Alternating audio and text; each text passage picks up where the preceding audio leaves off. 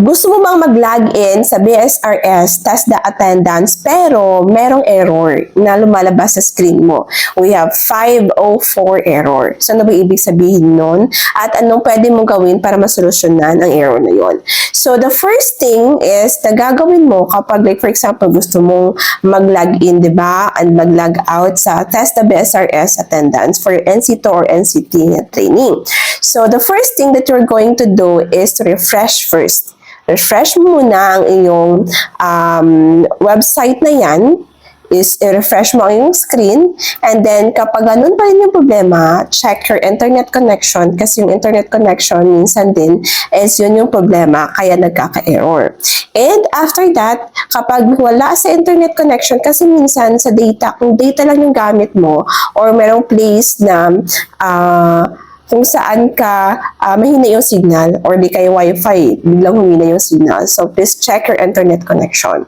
And kapag hindi naman yun yung problema, is you can change your browser. So, kung, like for example, Chrome yung gamit mo ngayon, pwede kang mag-change ng another na browser para ilalagay mo lang doon yung website ng BSRS TESDA.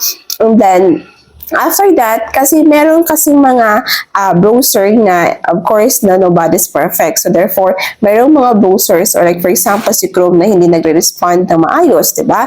Or yung ibang browser. After that, kapag hindi pa din, so, mag-clear cache kayo ng cookies. So, try nyo mag-delete ng mga ibang files sa inyong Chrome. Like, for example, clear niyo yan.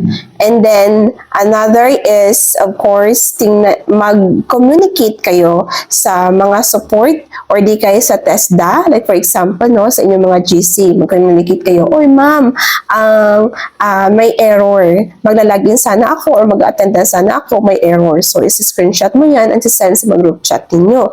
And then, minsan kasi dati, meron sa amin na send lang siya ng kanyang screenshot na ganun error. And then, another minute naman, may nag-send ulit ng kaklase niya na screenshot and na may error daw. So, which is, may error talaga or may problema talaga sa BSRS attendance. So, therefore, mayroong under maintenance or di kayo may problema sa BSRS attendance.